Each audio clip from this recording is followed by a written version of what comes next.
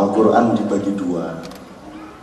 Yang satu ayat-ayat yang jumlahnya sebanyak 3,5% dari Al-Quran. Satunya lagi 96,5%. Yang 3,5% itu ayat-ayat yang menyangkut ibadah mahdhah, sholat 5 waktu, syahadat, naik haji, puasa Ramadan dan lain sebagainya. Yang 96,5% disebut ayat-ayat muamalat. Muamalat itu bergaul dengan tetangga, baik sama orang di pasar, tidak menipu pembeli, menjadi anggota parlemen yang setia kepada rakyat, menjadi perdana menteri yang luas pikirannya, menjaga kebudayaannya, membuat teknologi, itu semua muamalat. Bikin operator telepon, bikin perusahaan, itu semua adalah muamalat. Yang 3,5% ibadah mahdhah ini pedomannya adalah you are forbidden to do anything except what is God order you to do. Yang 3,5% ini engkau tidak boleh melakukan apa saja kecuali yang Allah perintahkan. Maka itu berlakulah untuk sholat. Untuk sholat Anda jangan mengarang sendiri, jangan cari hari sendiri, jam sendiri. Biarkan Allah menentukan, dan itu hak Allah 100%. Allah memiliki saham modal 100% di dalam hidup kita, tapi dia hanya minta gaji 3,5%. Dia hanya minta kita sholat 5 waktu, puasa Ramadan, padahal dia berhak menyuruh kita sholat 100 kali sehari, karena sahamnya dalam hidup kita 100%. Tapi Allah hanya minta 3,5% upah dari kehidupan kita. Maka Allah menentukan yang 3,5% ini jangan ditawar. Sholat subuh 2 rakaat, tidak usah ditambah 1 rakaat mentang-mentang badanmu sehat. Sholat duhur 4 rakaat, biar kau capek lelah di kantor, 4 rakaat. Take it or leave it. Naik haji ke Mekah, jangan ke Aceh, jangan ke Johor, jangan ke gunung-gunung, jangan ke Nyai Roro Kidul. Pokoknya ke Aceh, pokoknya ke Mekah atau tidak sama sekali. Take it or leave it. Puasa Ramadan jangan milih bulan-bulan yang lain. Subuh tidak makan, maghrib makan, secepatnya berbuka, jangan ditawar. Take it or leave it itu 3,5%. Yang 96,5% pedomannya terbalik. Anda boleh melakukan apa saja, whatever you want to do it. Anda mau bikin negara, silakan. Mau bikin kerajaan, silakan. Mau trias politika, bikin. Mau feodalisme, silakan. Mau demokrasi, silakan. Mau ikut Israel, silakan. Mau ikut Amerika, silakan. Mau ikut persemakmuran Inggris, silakan. Mau republik, silakan. Mau bikin sistem kenegaraan presidensial atau parlementer, it's your choice. Tetapi Tuhan memperingatkan jangan melewati batas. Kulu washrobu wala tusrifu. Anda boleh makan kayu sebanyak-banyaknya, sehari 2 pohon boleh. Tapi Anda tidak akan makan kayu karena Anda memiliki ilmu bahwa kayu tidak bisa dimakan.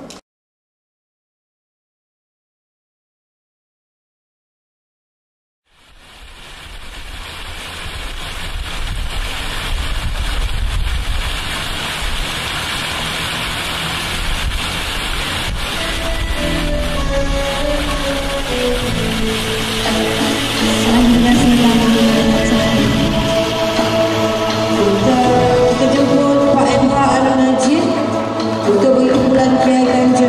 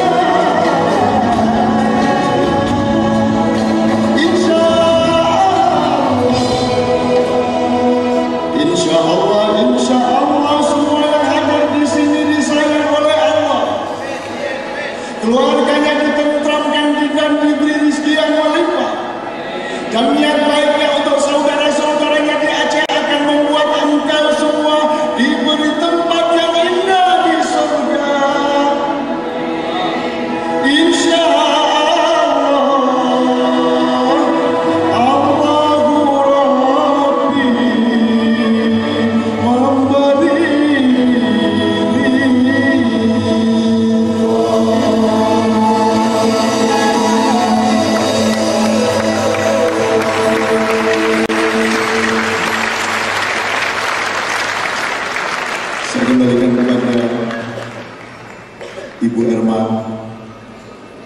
Kami dari Indonesia merasa sangat tersanjung, merasa sangat bahagia karena di Malaysia sudah dirintis kemungkinan-kemungkinan baru, kebudayaan Islam yang baru. Tadi malam kita perjelas di Dewan Bahasa dan Pustaka, di dalam masjid kita tidak akan melakukan ini. Tetapi kalau kita di pasar, di panggung, di kampus, di jalan, kita harus membawa Islam untuk memperindah kehidupan. Kita harus membawa hal-hal seperti ini. Rasulullah tidak pernah bermain musik, tapi Rasulullah juga tidak pernah naik pesawat. Jadi naik pesawat apa? Main musik apa? Asalkan jangan sholat sambil bermain musik. Jangan adzan dikasih keyboard, asyhadu an la ilaha illallah, terus dikasih saron, kleng nggak boleh. Semua ada tempatnya, ibadah mahdoh di masjid tertib dengan lagu yang baik. Keluar masjid di beranda boleh sedikit pakai terbang. Kemudian kita kalau keluar dari masjid di pasar, di jalan, jangan mau dijajah oleh siapapun dari negara manapun. Kita hiasi pasar dengan Islam, kita hiasi Bukit Bintang dengan budaya Islam, kita hiasi semuanya. Saya mohon untuk saat yang terakhir, para ulama menyatakan yang boleh hanya gendang, gitar tak boleh. Itu satu pendapat dan boleh ada pendapat yang lain. Kita ini khalifatullah di atas bumi. Kita ini diamanati Allah. Kalau ada kayu, jadikanlah meja, jadikanlah kursi. Jangan dijadikan pemukul untuk membunuh orang.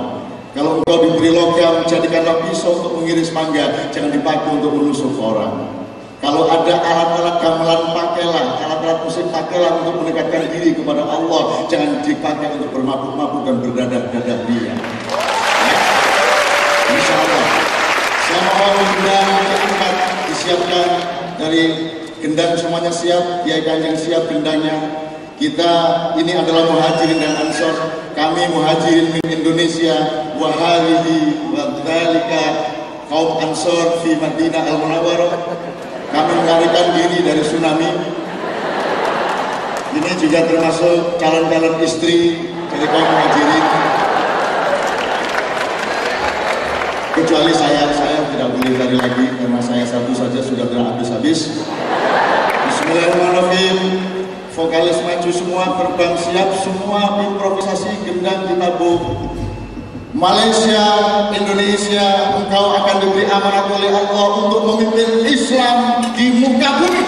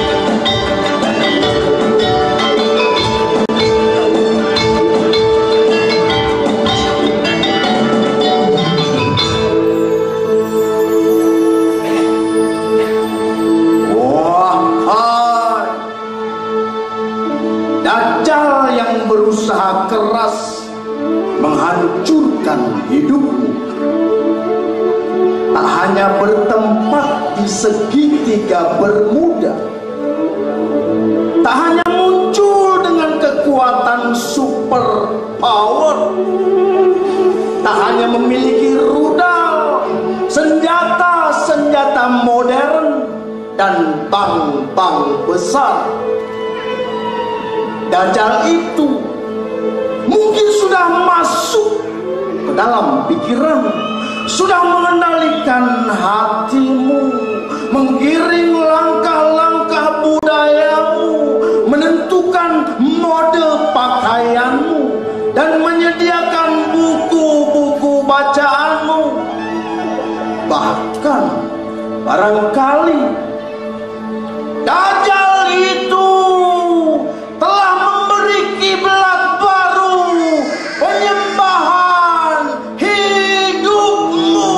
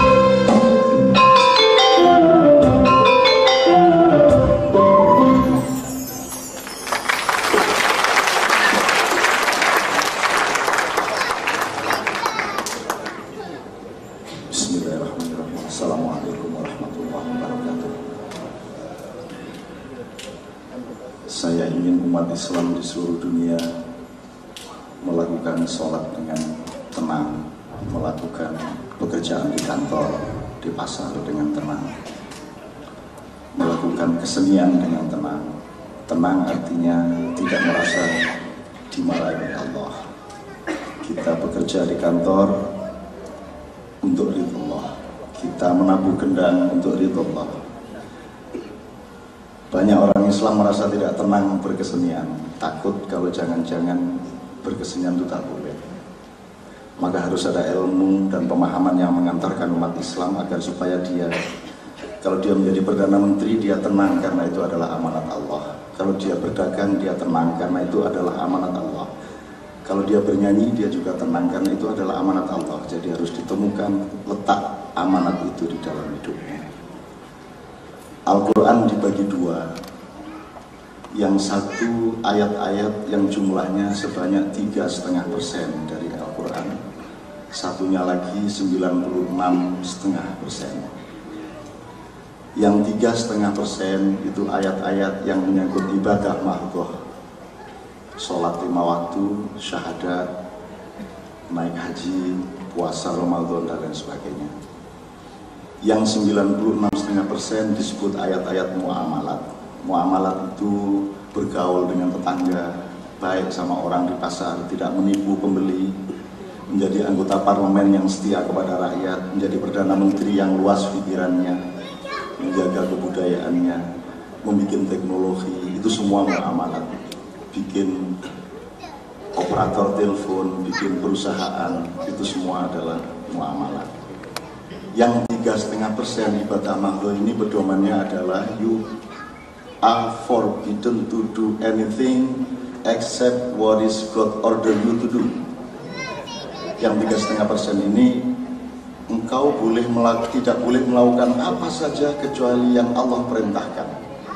Maka itu berlakulah untuk sholat. Untuk sholat Anda jangan mengarang sendiri, jangan cari hari sendiri, jam sendiri. Biarkan Allah menentukan, dan itu hak Allah 100%. Allah memiliki saham modal 100% di dalam hidup kita, tapi dia hanya minta gaji 3,5%. Dia hanya minta kita sholat 5 waktu, puasa Ramadan, padahal dia berhak menyuruh kita sholat 100 kali sehari karena sahamnya dalam hidup kita 100%. Tapi Allah hanya minta 3,5% upah dari kehidupan kita. Maka Allah menentukan yang 3,5% ini jangan ditawar. Sholat subuh 2 rakaat, tidak usah ditambah 1 rakaat mentang-mentang badanmu sehat. Sholat duhur 4 rakaat, biar kau capek lelah di kantor 4 rakaat. Take it or leave it. Naik haji ke Mekah, jangan ke Aceh, jangan ke Johor, jangan ke gunung-gunung, jangan ke Nyai Roro Kidul. Pokoknya ke Aceh, pokoknya ke Mekah atau tidak sama sekali. Take it or leave it. Puasa Ramadan jangan milih bulan-bulan yang lain. Subuh tidak makan, maghrib makan, secepatnya berbuka, jangan ditawar. Take it or leave it itu 3,5%. Yang 96,5% pedomannya terbalik. Anda boleh melakukan apa saja, whatever you want to do it. Anda mau bikin negara, silahkan. Mau bikin kerajaan, silahkan. Mau trias politika, bikin. Mau feodalisme, silahkan. Mau demokrasi, silahkan. Mau ikut Israel, silahkan. Mau ikut Amerika, silahkan. Mau ikut persemakmuran Inggris, silahkan. Mau republik, silahkan. Mau bikin sistem kenegaraan presidensial atau parlementer, it's your choice. Tetapi Tuhan memperingatkan jangan melewati batas. Kulu washrobu wala tusrifu. Anda boleh makan kayu sebanyak-banyaknya, sehari 2 pohon boleh. Tapi Anda tidak akan makan kayu karena Anda memiliki ilmu bahwa kayu tidak bisa dimakan. Nah, Anda boleh bikin kesenian, Anda boleh bikin listrik, Anda boleh bikin gedung kesenian, dan jangan dibilang itu melanggar sunnah Rasul. Rasulullah tidak pernah bikin listrik, Rasulullah tidak pernah naik pesawat, Rasulullah tidak pernah pakai sepatu. Rasulullah bahkan menambal sepatunya sendiri. Orang Malaysia tak mau tambal sepatunya sendiri, dia butuh buruh dari Indonesia. Orang Malaysia tak bisa naik ke atas rumahnya sendiri untuk memperbaiki genting rumahnya, dia butuh TKI ilegal dari Indonesia. Mohon maaf ini, karena Rasulullah adalah Nabi yang oleh Allah ditawari untuk menjadi mulkan Nabiya sebagaimana neneknya, kakeknya Sulaiman alaihissalam dan Daud alaihissalam. Tapi Rasulullah menolak, ya Allah, tidak, aku memilih untuk menjadi abdan Nabiya, aku menjadi Nabi tapi rakyat jelata, miskin-miskin saja hidupku, tidak usah kaya, meskipun jangan sampai kafir. Rasulullah tidak pernah makan kenyang selama 3 hari berturut-turut. Rasulullah tidak pernah kompor istrinya Siti Aisyah menyala terus-menerus dalam waktu 1 minggu. Selalu ada hari tidak menyala itu kompor, dan selalu ada kelaparan dalam 1 minggunya Rasulullah SAW. Alangkah malunya kita yang kaya raya dan tidak pernah kelaparan. Rasulullah rumahnya seluas panjangnya 4,80 meter, lebar rumah Rasulullah 4,62 cm. Rumah kita berpuluh-puluh kali lipat dari itu. Alangkah malunya kita pada Rasulullah. Jadi berkesenian, berkebudayaan, menulis puisi, menulis cerpen, membaca, menabuh gendang, membaca puisi, itu termasuk muamalah, duit. Sepanjang itu semua mendekatkanmu kepada Allah Subhanahu wa Ta'ala. Silakan bawa pisau kemana-mana, pisau tidak berdosa. Asalkan kau pakai untuk menguliti mangga, untuk mengiris lombok agar supaya sayurmu enak rasanya. Kalau pisau dipakai untuk menusuk orang, pisaunya tidak salah, yang salah adalah yang memakainya. Kalau musik dipakai untuk drug, musik dipakai untuk mabuk, yang salah bukan musiknya, yang salah bukan mabuknya, yang salah adalah manusia yang memakainya. Jadi umat Islam berkesenianlah, asalkan mengerti batas-batasnya. Di dalam masjid tentu saja jangan pakai alat-alat musik. Jadi imam sholat tak usah pakai keyboard. Allahu Akbar, Allahu Akbar.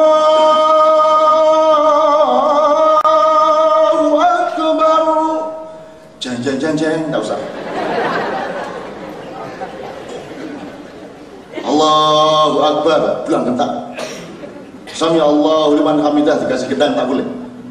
Di dalam masjid, estetika bersifat rohaniah, art bersifat rohaniah, dan tidak boleh muncul secara fisik.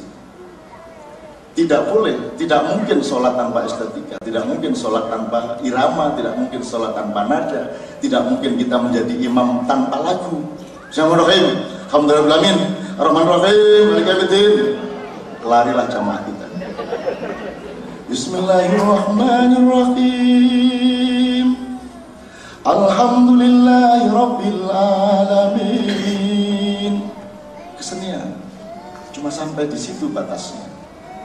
Nanti kalau sudah bawa gendang, bawa terbang, la ilaha illallah, juta kudu. Nah, silahkan pilih itu sopan apa tidak kalau di dalam masjid. Kalau di dalam masjid rasanya tak sopan, bawa ke beranda masjid. Nanti kalau sudah keluar masjid boleh gitar, gamelan, segala macam. Jadi Kiai Kanjeng mengerti batas-batas itu. Kami melakukan bermacam-macam. Kalau kami di dalam masjid, kami lakukan wirid-wirid sebagaimana di masjid, sholawat-sholawat di dalam masjid. Nah, kami ingin memberi contoh-contoh seperti itu supaya kita tenang, asal mengerti kapan meletakkannya. Di dalam masjid kita tinggal wiridan, kita tinggal pilih ya Allahu ya Mannan ya Karim, ya Allah ya Rahman ya Rahim, ya Allah ya Fattah ya Alim.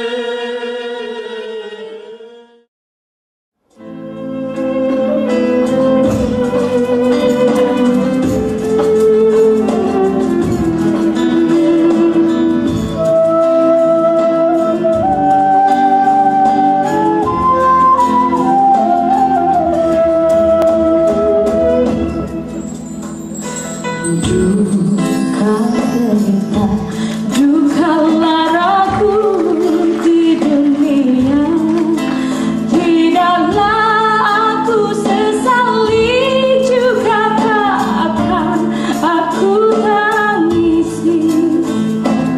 Sesakit apapun yang ku rasakan dalam hidupku, semoga tak membuatku kehilangan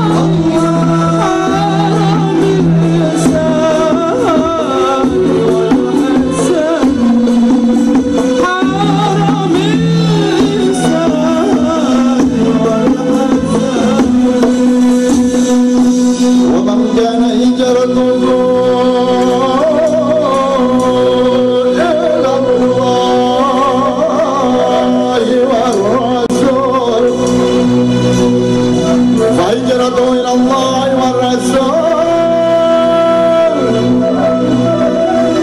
Wa man kana hijratuhu ila dunya